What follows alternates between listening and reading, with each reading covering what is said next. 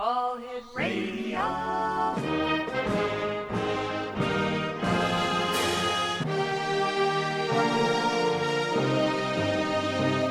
Welcome to the X Zone, a place where fact is fiction and fiction is reality. Now, here's your host, Rob McConnell.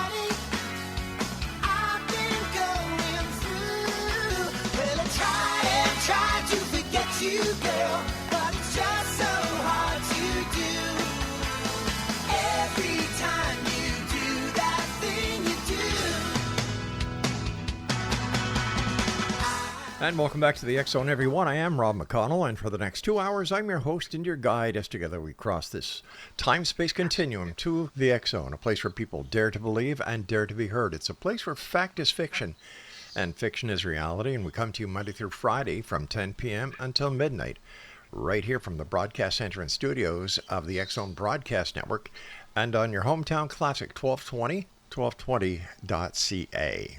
Our guest this hour is Dr. Craig Hogan. We're going to be talking to Dr. Hogan about afterlife studies, communication, the nature of reality. And joining me now is Dr. Craig Hogan. And Dr. Craig, welcome back to the X Zone, sir.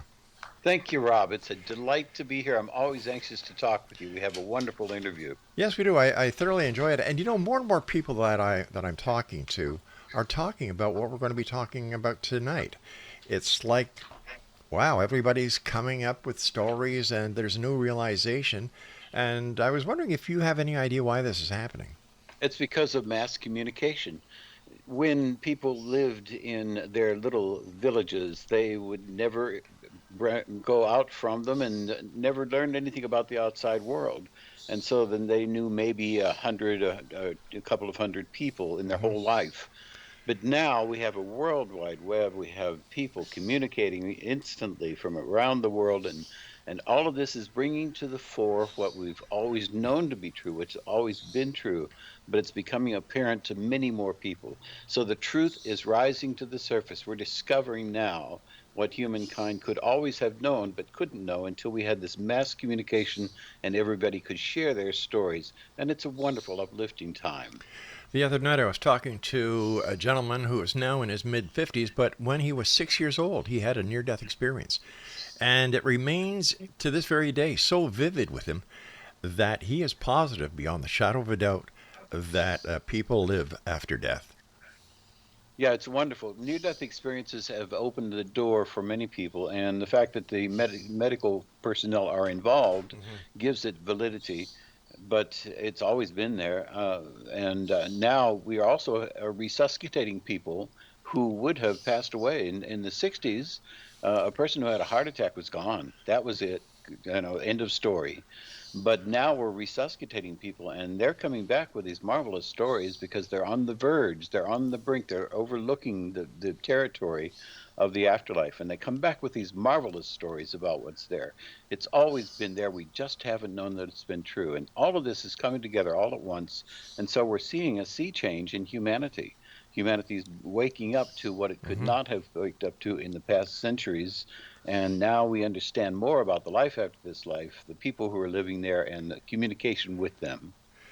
Dr. Hogan, what experiences have you had that have proven to you beyond a shadow of a doubt that you are, sir, an eternal being? Yeah, I've had many experiences, many wonderful experiences. I've had experiences in which I've had a psychotherapist sit with me, and the psychotherapist put me into a state of mind in which I had an afterlife communication with my loved ones and with the teams that are working with me on the other side. And so it's a demonstration of the fact that we are eternal beings having a physical experience, and we can communicate with our loved ones who are living in the other side. So I've sat there and I've had that experience of actually being with my loved ones who are in the other side. I've sat down and had what's called automatic writing, in which I allow the words to flow out of my mind onto paper just as quick as they come to me. And anybody can do that and can communicate with people living in the afterlife. And they've given me messages through it. They've given me messages with evidence. I had one in which I sat down with a woman who had passed, and I wanted her to help me write one of my books. Hmm. And so I asked her, Greta, how do I know that it's really you there? And she said, test me, just like that. And I was scribbling these down because I was using automatic writing. And I said, well, okay, what would the headline be on MSNBC in the next 3 days? And she gave me this message. I scribbled down, Hurricane Ivan targets Cuba, just like that. And so I watched MSNBC. Of course, I got up every morning. That's the first thing I did. And then 3 days later, sure enough, there was the headline, Hurricane Ivan targets Cuba. And I then, of course, I made a copy of it right away. Sure. But these are some of the incidents, and I've had hundreds of these, where the people from the life after this life communicate clearly to me because of the fact that I'm open to it. Anybody can communicate if you just have to be open to it. If you can just allow yourself to allow those messages to come through, they're trying to communicate. The phone is ringing. All we have to do is pick up and answer. So how would you instruct a person how to communicate with someone on the other side? What they have to do is they have to get used to the fact that they're going to be communicating in the same space where they think. And that's difficult for people to do because they think that their thinking space is theirs alone. It's private. Nobody Hmm. gets in there. I can think all by myself. And what they have to do is open up and allow that space to be empty. And when they empty it, then the person in the life after this life can come through and give them messages telepathically. They come through just like a thought, but it's a thought that's clearly coming from someplace else. It's not coming from the mind. And so we do is we teach people how to relax into an open state of mind. And when they relax into an open state of mind, then they empty their mind of all thoughts. Hmm. And then they ask the loved one to come through and communicate to them. And then they have to get used to the fact that the first notion, it's a notion that comes through, is going to be them. It's them speaking to them. And they have to get used to the idea that that's coming into the same space where they normally would think. And it isn't them thinking because they learn things that they could not have known otherwise. They find out things and then they have conversations with the people living in the life of this life. They're full conversations just as though they were on this side of life. And so then they gradually learn to allow those messages to bubble up from the subconscious into the conscious mind, and anybody can learn how to do it. We have the psychotherapists do it in their office, up to 98% successful with people who come into their office and want to speak with the person for whom they're grieving. In our self-guided afterlife communication experience, in which we have a free training program online, Hmm. there's an 86% success rate in doing it. Anybody can learn to communicate with their loved one living in the life after this life. But what about the members of the medical and scientific community who say that, when the brain dies, the person's dead? Yeah, that's we're in the same circumstance now that people were in around the time of Galileo in the 17th century, and earlier than that in the 16th century with Copernicus. And what's happening now is that Galileo learned when he looked through his telescope, which is a new instrument that he started using, he saw that Venus had moons. Hmm. And the Earth, the Moon had craters, and Jupiter has moons, and so he wanted to show people that he wanted to show that to the learned people of the time. They just wouldn't look through the telescope. They refused to look through because that's not what Aristotle taught. That there are no such things as these kinds of planets outside there. And when they wouldn't do it, then he couldn't teach them. He couldn't help them to understand the reality that we know that that the Earth is not the center of the universe. That in fact, the Earth is a planet that circulates around the sun, and Hmm. it's a heliocentric viewpoint. And The same thing is happening now. We just can't get the scientists to look through the telescope. They just won't listen to the evidence that we have. We have the evidence that life continues after this life. All they have to do is look at the evidence that we have, and they'll realize that it's true. What evidence is that would be so compelling to the scientific community who doesn't even want to look through the telescope? Well, if we could get them to do it, we have people who are communicating from the life after this life to their loved ones living on this side of life. And they're communicating about things that are going on in their life right now. Wow. So we have we have recordings from a medium in the 20th century named Leslie Flint, and Leslie Flint had been a medium who could sit in a room and people from the afterlife would come through and they would speak audibly. You could hear them. And so we have thousands of the recordings of them right now.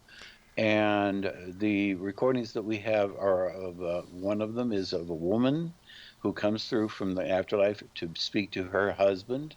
And he was on the faculty of a university, and we actually have his records and we have the patents that he made and all the information about him. And she would come through every 6 months when he came to sit with Leslie Flint, and she would tell him about things he was doing in his everyday life. She remarked about when at one time when he went to the cemetery and he was putting flowers on a grave, and she said she watched him put flowers on a grave and it looked so pretty, but she can't understand why he was putting flowers on the grave because she wasn't there. And so she was remarking about that. She was remarking about what he was doing before he came. In one instance, she said something about his thoughts about a woman who he saw, and the woman looked very much like his wife, who was now in spirit. And he noticed that, and he thought it was startling that she looked so much like him. And she told him when he sat down with Leslie Flint, she told him about that. She told him what he was thinking. So we have thousands of these instances in which the people from the life after this life are coming through. They're telling people about the lives that they're living right now on this side of life, and that demonstrates the fact that they're fully alive. They're very conscious. They have memories. They are able to speak fluently. They're able to communicate easily. And so we know that they're alive in the life after this life. Now, these I've got to take a very short break here, Craig, but my question to you is, do these people from the other side come across and speak in their own voice, or do they have to come through and speak through the medium? We have both instances. So if they do come through a medium, a mental medium, then the medium gives the messages. Okay. Yeah. And but if they come through in something like Leslie Flint, who was a direct voice medium, he would sit in a room and an ectoplasmic voice box would form on his shoulder. And so then they would speak through the voice box using all the same intonations and the same voice and the same vocabulary that the person's loved one did in this life, in this side of life. All right, Craig, I hate to do this, same. but I do have to go for my break right now. Exo Nation, Dr. Craig Hogan is our special guest. www.seekreality.com is the website. I'm Rob McConnell. This is the X Zone, and you're listening to us on the X Zone Broadcast Network and on your hometown radio, Classic 1220, streaming classic1220.ca. Don't go away.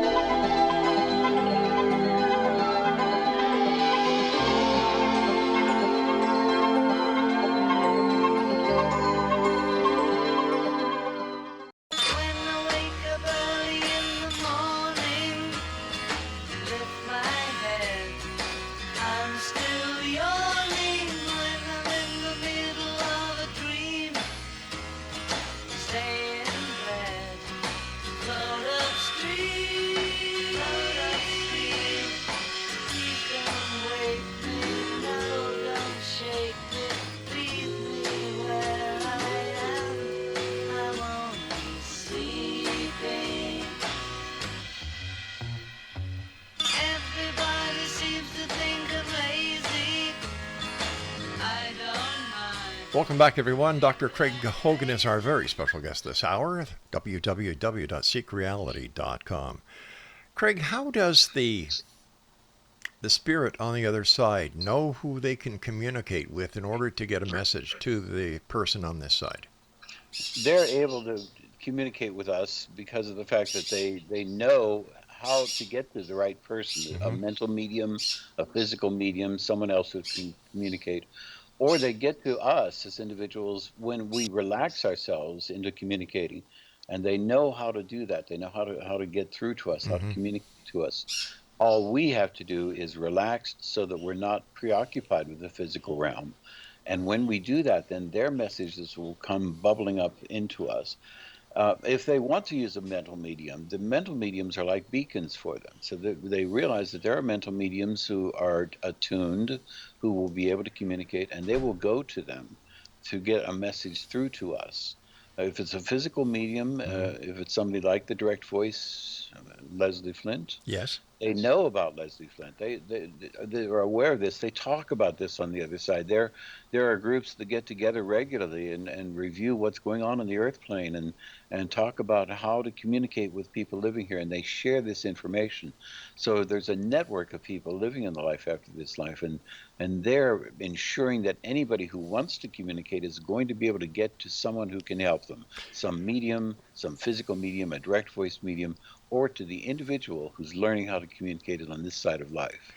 Craig, yes, it's apparent that those on the other side don't have to worry about the laws of time and physics. They can go back, forward, or wherever they want to go, in whatever dimension they want to go, and so on and so forth. Why can't they help us with the future? Why can't they give us some help in solving a Sure, lot of the problems that we have here on this planet? sure, sure. And they are helping us. The problem is that we don't listen. So what they're trying to do is they're trying to get the messages through. They work at getting the messages through. They inspire people. The people in the life after this life, when they come through, if they're scientists, for instance, Marie Curie Hmm. came through, and she said she was amazed when she learned, when she got to the other side, how much of what she had discovered had been given to her by scientists on that side of life. So they're continually giving us guidance and trying to help us. They can't interfere with our lives because we're in Earth School. We have to stay in character. We have to stay in the roles that we're taking. So they can't make things happen that are going to disrupt what we're learning. They can't be so clear. They can't shout in our ear about it because of the fact that it will interfere with what we're doing, and then we're going to start blaming them for it. I mean, we're going to be saying, well, why didn't you warn me that I'd be Yeah. missing my bus and I can get there in time? And we'd start making them part of the dialogue. They can't be part of the dialogue. But So we're going through our lessons in Earth School. They're helping us by giving us inspirations about them, but they can't make us. They can't change our life plan. We've got to go through it ourselves.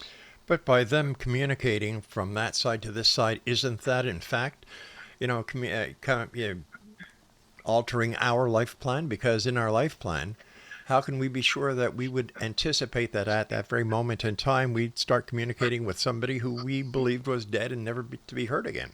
Yeah, and it is something that we do have to learn. Now, our life plans don't include so much detail that it's not like we're predetermined. It's not like things will happen. Right.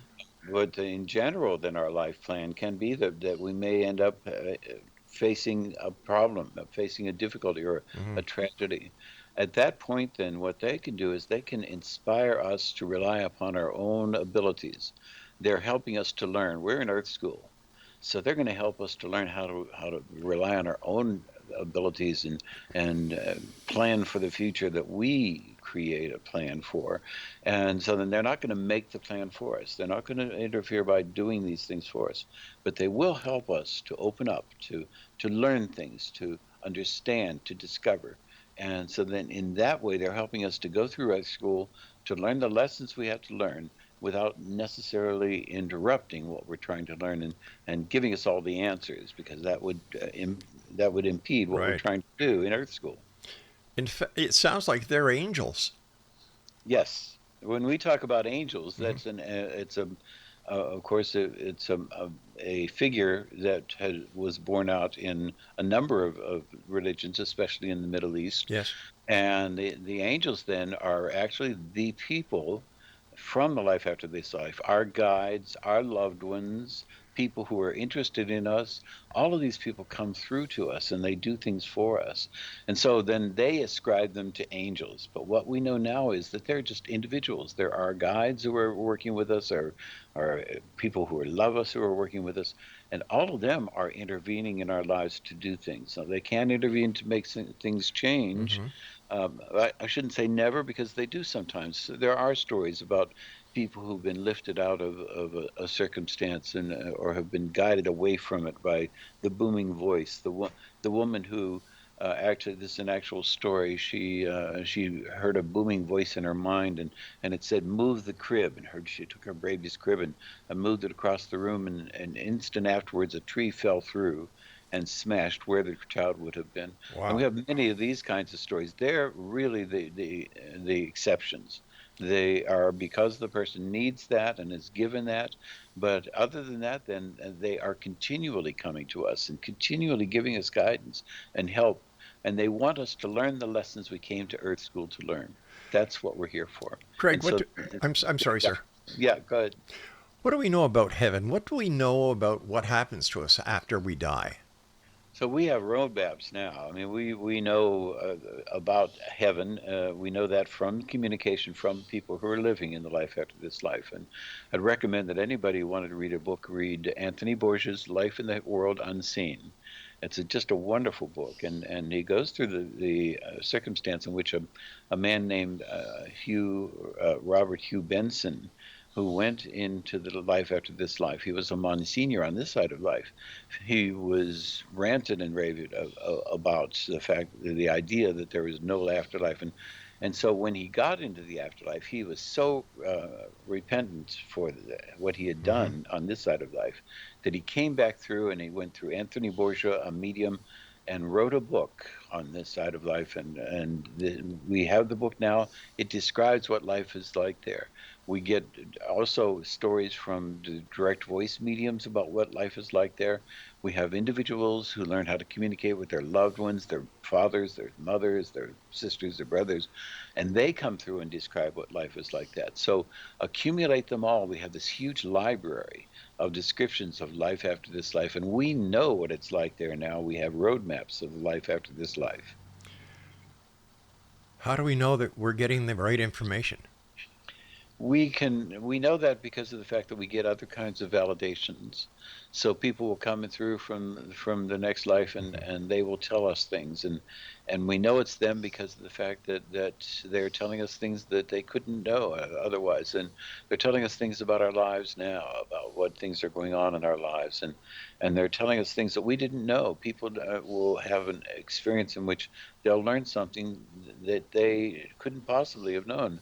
There's one instance in which a man was sitting in a psychotherapist's office named Dr. Alan Botkin, and a person came through, and he said that when he was having his connection with the life after this life, he said he saw his mother, and there his mother was, and beside his mother was a man he didn't recognize. He didn't know who he was, and so they just left that. And it was years later when he saw a family photo of a man, and that was that man that was in his description, in his what he had experienced, Mm-hmm. and the man was his actual father. Oh It my was his gosh. birth father. He didn't even know it was his birth father. Years later, he discovered that. So we have many of these validations of people who know that the people in the life after this life are coming through. It's them, it's their personality, Mm-hmm. it's the way they speak, it's the memories they have, it's the stories that they tell us that we find out to be true.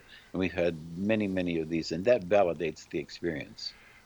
How does the person who's receiving all this information from somebody that they believed with all their heart was dead, they went through the grieving, they went through the funeral, they went through the grief, they went through, and sometimes some religious psychotherapy, how do they feel when they hear that information? It's just life changing. So it really changes their life. They lose their fear of death. They begin to realize that their loved one is available to them and can communicate with them, and they start to communicate regularly with them, they become more loving towards people in their lives, towards other people. They find ways in which they can help other people to learn the truths that they learn.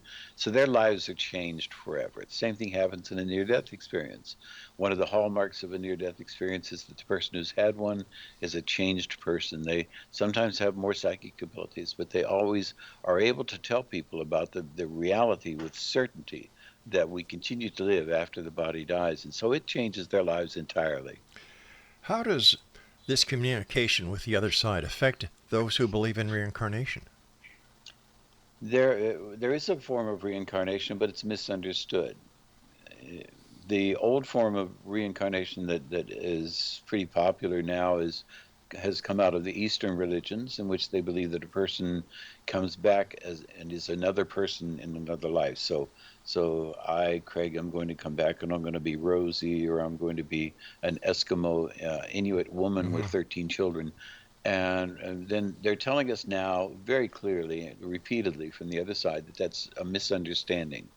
What happens is that when our lives are being planned, because our lives are planned before we come, when our lives are being planned, the planners will take frameworks and pieces from other people's lives who have already lived on the earth plane that are part of the higher self. And they'll take these frameworks and these pieces and they'll put them into our life, because those are lessons that needed to be learned. The other person didn't learn them, but we're going to be learning them for our higher self.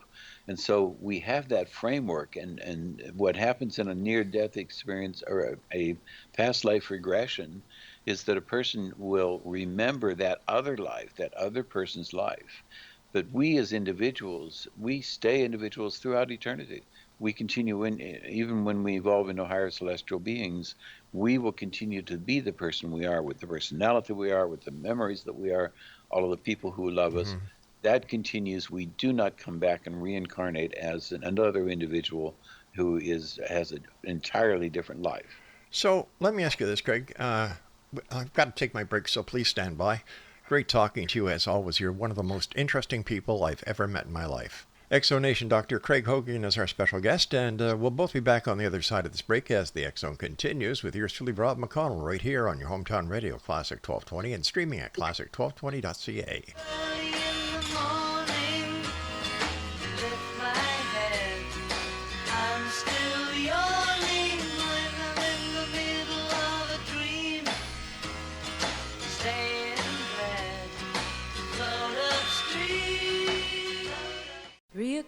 In the morning, and it looks like it's gonna be another sleepless night. I've been listening to your dreams and getting very low, wondering what I can do. Maybe I'm being foolish, 'cause I haven't heard you mention anybody's name at all. How I wish I could be sure it's me that turns you on. Each time you close your eyes, I've heard it said that dreamers never lie. You've been talking in your sleep, sleeping in your dreams. Dr. Craig Hogan is my special guest this hour. This is the X Zone. I'm Rob McConnell, and you're listening to us on the X Zone Broadcast Network and on your hometown radio, Classic 1220, streaming at classic1220.ca. Craig, how do we justify or explain why there are those people who believe in reincarnation, because they have people who are coming back with stories that they could not know unless they were actually living that life?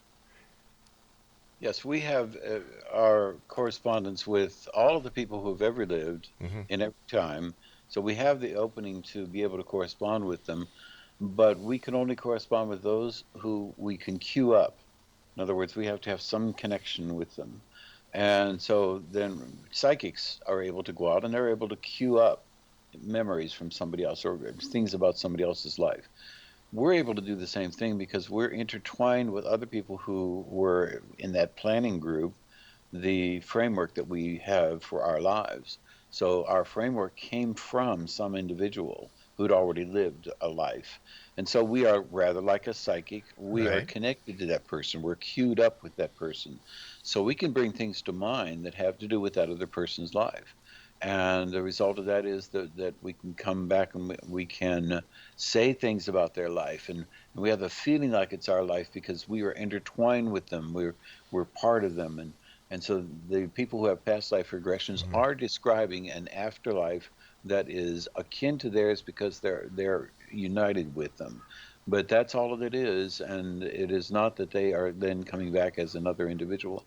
Now, there are some things that happen when a person has another life. They may have blemishes that are places where there were wounds that another person had. There are other things that happen with physical characteristics. These are still only because they're intertwined with that individual who had already lived a life and the higher self, and their life then is a framework or from pieces from that other person's life, and that results in their evolution into the person whom they become on the earth plane. So if let me understand this. Hmm. We're here because we're here to have an experience, right? Or learn a Yes. lesson. Yeah. When we pass on, go back to where we started from, where we did all this planning, are we set down and do we do another life plan? Or Yeah. is our job over? Bang. Yeah. What happens is we continue our lives and we continue to grow. So our purpose in life is to grow in love and compassion, to learn lessons, and to just enjoy life here. But when we go on to the next life, we continue to grow in love and compassion, to learn lessons. And so our learning continues. It's just in a different school. It's like in going undergraduate school. And so we continue to learn when we go into the next life. But one of the things that's going to happen is when we go from this life Hmm. into the next life, we're going to have two life reviews. And in the first life review is pretty quick, and that is rather like the one that people have when they have a near-death experience. But it's pretty quick. It's going to go through our lives and look at the high points, and we'll see what we did and how that affected other people. The second life review is a much stronger review. And this is the one where we really learn to learn lessons. We learn lessons from our lives. And what we do in that second life review is we will feel every feeling, every thought that other people had in circumstances. So if we were having difficulty with our brother and we said things that were not and that were not kind to our Hmm. brother and it really hurt him, when we go back into the life review, we're going to go into that incident. We're going to actually see that incident. We're going to feel the feelings our brother felt. We're going to become our brother during that life review. And so we're going to get all of those feelings that he felt based upon what we had done. So everybody has to go through that. Adolf Hitler has to go through that. Idi Amin has to go through that. Stalin has to go through that. We all will go through the lives of the people who were involved with us, and we will feel every feeling that they felt, all the emotions that they felt. And that's part of just learning. It's not a hell, Hmm. it's not a punishment. It's just part of our learning so that we can become a better person in the life after this life and continue our growth. Is what we're talking about today, past lives and NDEs and, you know, basically, are we talking about something that challenges the thoughts of religious philosophers? It does. The religious philosophers are going based upon what their best understanding is, Hmm. and there are many things in the churches, for instance, that are really good. That they really get the right idea. They have the right idea about being kind to other people, about loving other people, and so they get the right idea. It's just that they put it in the context then. They take it out and put it into the world. They put it into huge cathedrals. They spend billions and billions of dollars on these monstrous edifices when people around them are starving. And so then what they do is they corrupt that wonderful teaching that they received. Jesus, the person who lived as Yeshua Bar Yosef, who lived in the first century of the first millennium, he was a real person. And he had real teachings to give. He was not a god, but he was a real person. But his teachings have been corrupted by the church. They've been shrouded, so we haven't been able to understand them. If we all understood and lived by those teachings that Yeshua Bar Yosef had given to us, we would today be in a heaven on earth. We would be living together in love, peace, and harmony. But we don't do that. So what the problem is the fact that the religions are getting some good thoughts, they're getting some good ideas inspired from the people living in the life after this life, but then they shroud them, they change them, they make them into something that they personally have power over, and then it's lost to all of the people whom they're teaching. If those on the other side have access to all the information ever amassed, all the different emotions ever amassed, all the good, all the bad that's ever been amassed, why would we have to redo it time and time and time again when the knowledge is already there? They don't really change. So that when we transfer from this life into the next life, we are the same person when we get over there that we were on this side of life. We then will grow, we'll then learn as a result of our experiences there in the life after this life and the perspective we have and the review that we go through. So we do change as a result of that, and then we learn. So we don't become instantly omniscient. That doesn't happen, but we will grow. And the reason for the growth, the reason that the growth is important, we couldn't just start off and some being couldn't say, now you're all going to be perfect and this is going to be a perfect world and you won't have to think about anything or worry about anything. And if we did that, then we would never learn the lessons. Learning the lessons and learning to grow is part of what makes this life so important. The fact that we are continuing to change. That change is something that can't be repeated by having somebody wave a wand and make everything wonderful. The growth is what's important. And through that growth, then, we are becoming all that we can become in eternity. And humankind is becoming all it can become through our growth or our individual growth. That can't happen unless we each individually have to grow one step at a time, baby steps through the turmoil, through the problems, coming out the other end, having learned lessons, and that then teaches all of humankind those lessons. But why do we need to learn those lessons if we're not going to be coming back? It seems like a waste of time to me. If Yeah, the it would be. knowledge is already there, it'd just be like maybe I'm putting it in my mind as too simple. You sit down at the computer, you go to Google, you type in the question, there's the answer. Why do I need to learn how to plant potatoes and so on? Yeah, it's much the same way that we can see a microcosm of it in our lives here on Okay. Earth, the Earth plane. We will go through circumstances, we'll go through problems, and we've all experienced those problems. And when we come out of the other end of them, we have grown. We feel so good about ourselves. We feel good about the other people who are around us, who are with us in those struggles. We have the experiences that we couldn't have otherwise if we hadn't gone through whatever those turmoils are. But that wonderful experience, that really ecstatic experience of loving other people, going through struggles with them, coming out the other end, emerging to become a more wonderful, loving person, that growth couldn't be experienced if we didn't go through the struggles, if we didn't go through this period of time. So we couldn't just be loving and kind and compassionate to everybody else. We need to grow to be loving and compassionate to everyone else. And when we do that, then we have that wonderful triumph, that feeling of growth, a feeling of accomplishing. And all of that can only come when we actually go through the lessons and come out the other side. So what happens when we've done everything? We've learned all the lessons. We don't have any more lessons to learn. What happens to us? So it's rather like when we look at the horizon across the ocean. And if we look at the horizon across the ocean, we can see that there's a horizon there, Hmm. and it's off in a distance. And Yeah. and we can maybe even see a ship's mast, a ship on the horizon.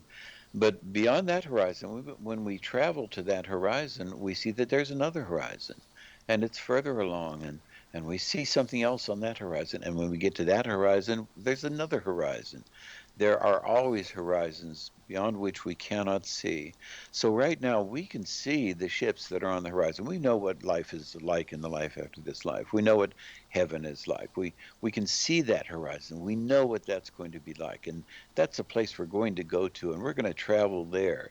And when we get there, then there's going to be another horizon that we can't envision now because we can't see that horizon.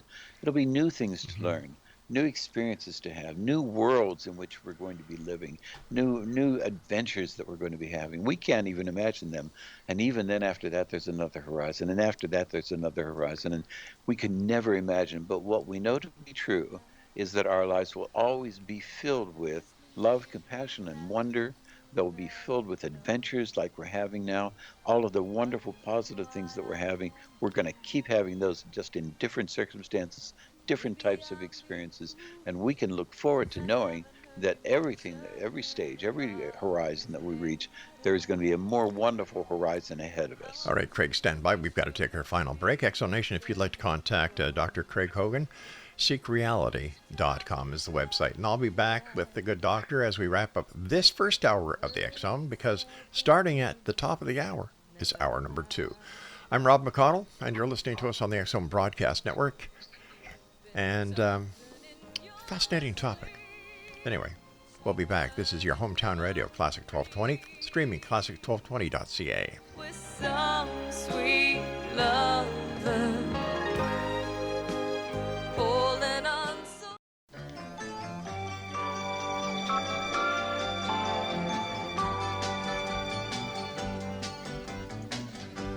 You wander around on your own little cloud when you don't see the why or the wherefore.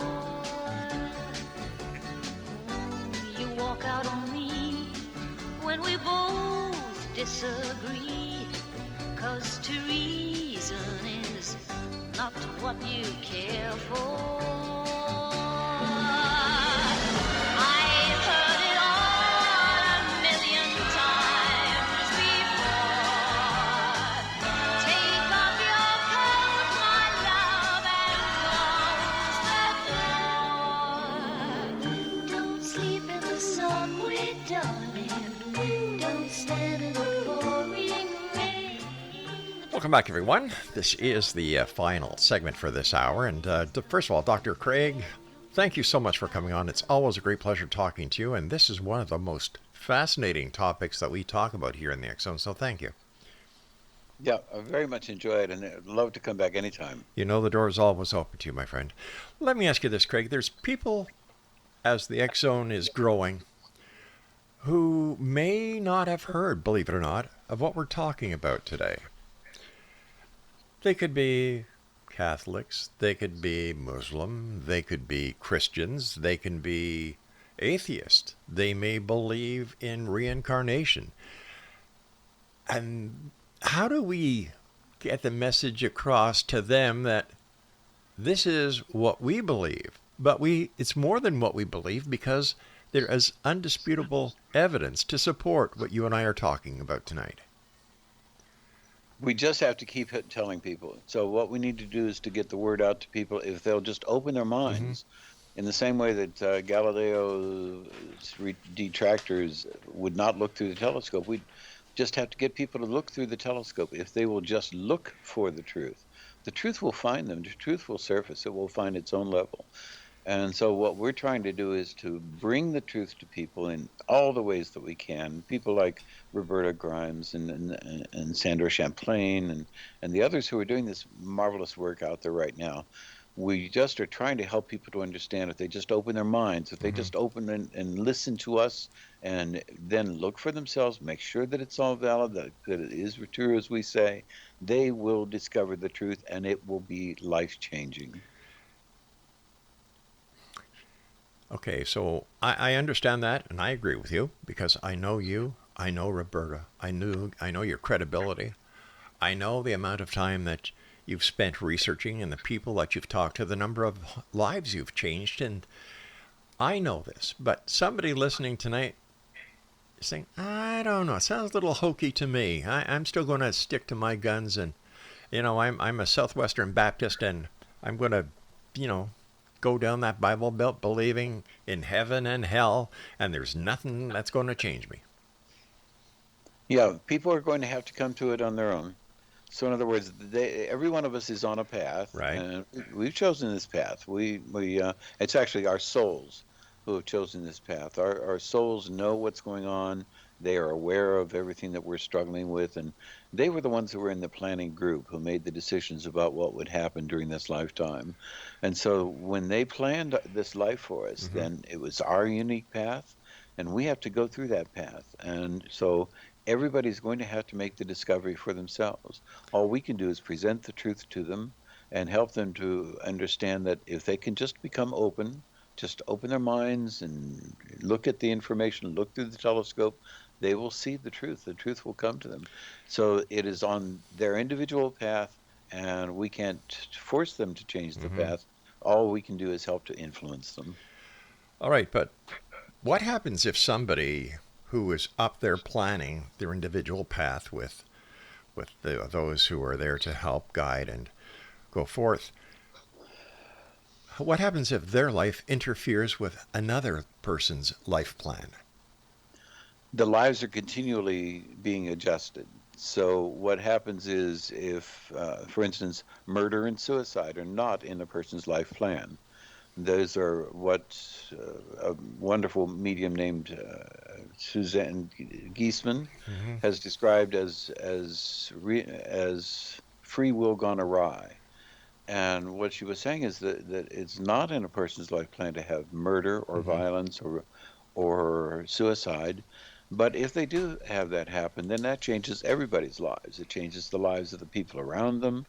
And so then there are adjustments that have to be made. And that was the point at which our souls and our guides then make the adjustments to our life's plan that we have with that person who's now no longer with us. And then we then are going to be changing the way in which we're going to be looking at life, the way in which we're going to be tackling obstacles, the kinds of things that come to us.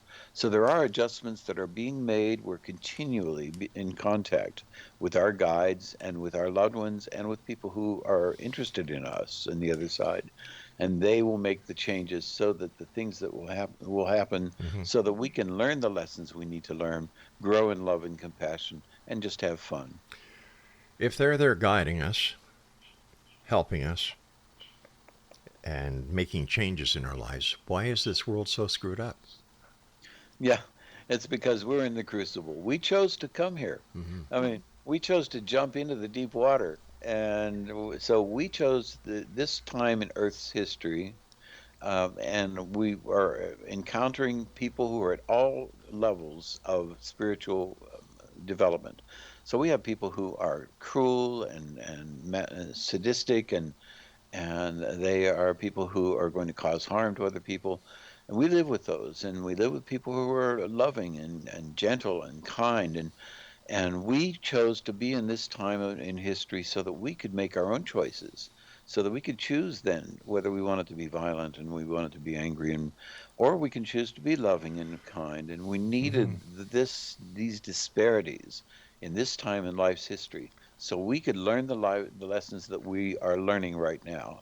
And so our souls did this for us because this is the time when we are going to best learn the lessons that we are intended to learn during this lifetime. How did that work for the Neanderthals, the cavemen? Where did it start? What we know about the life before our lives, the life before this life that we're living now and the history that we have now, is that there is a history that came into being at the time when we looked for a history. And what I mean by that is if you know about Schrodinger's cats, Erwin Schrödinger had a thought experiment because he couldn't believe that quantum physics was as it is supposed to be, that you can't know the reality until it's observed. And so he said, well, imagine this. What if we put a cat in a box and we put it inside a cyanide pill, and the cyanide pill is going to go off if a Geiger counter has a single click. And that could happen in a year, it could happen in 1,000 years, it could happen in 10 seconds. But what he's saying is when the cat is in the box, quantum physics says you don't know whether the cat is dead or alive. And it's in superposition, meaning it's in both positions at the same time. But when you open the box, then the position is collapsed, the wave function collapses, and now you know what reality is. Reality is the cat is dead, or the reality is the cat is alive. But what happens is there's also a history. So if the cat was alive the whole time, you'd see scratch marks in the box, and you'd see things in the box, excrement and things that would show he's alive. But if he was dead, then you would just have a decomposing body. You wouldn't have scratch marks. But that history was not chosen. That history was not created until you opened the box, made the observations, and the cat was either alive or dead. So the history was created at the same time that the cat was either alive or dead when you first saw them. And the same thing happens in our lives. Everything that happened before our lives, like the dinosaurs, like the Big Bang, or everything that happened before that is in a superposition. Nobody experienced it. But the history was created when we were created, when our lives were created in this lifetime. And so then the Neanderthals and the Cro-Magnon man and Zinjanthropus erectus and all of the other the precursors of human beings, all of that history was created when our lives were created. And so we can't say that they were somehow then living day, sunrise, sunset, Right. sunrise, sunset every day. It was a history that was created when our lives were created.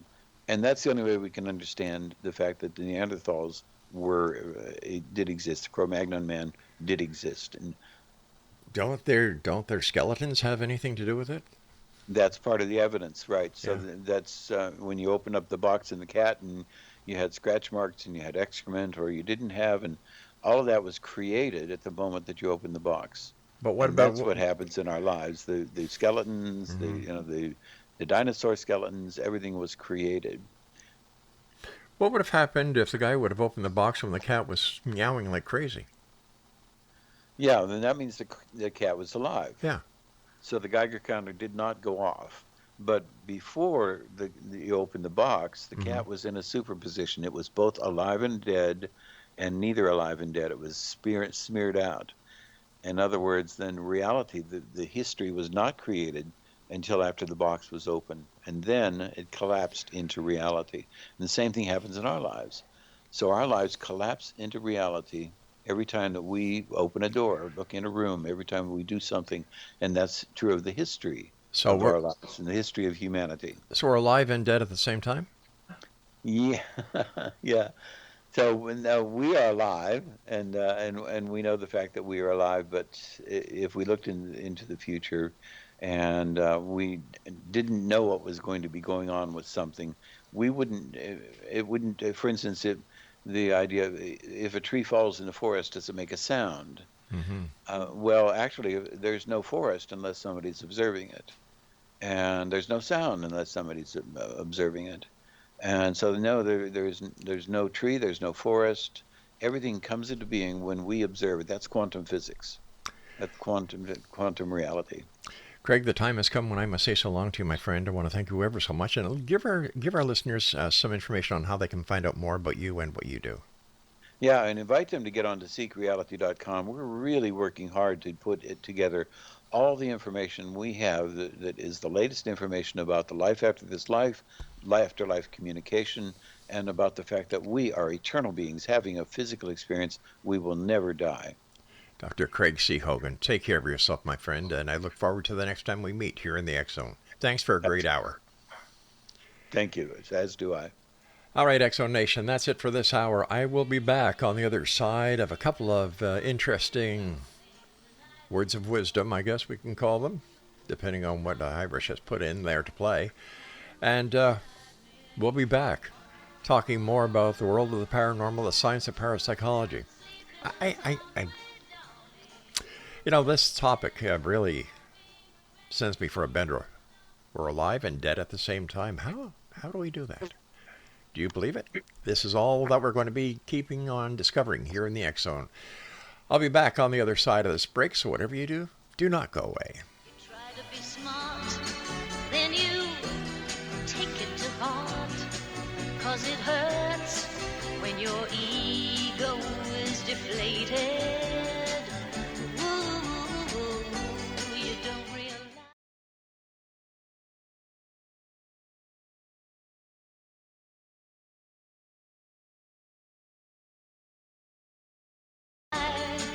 That it's all compromise and the problems are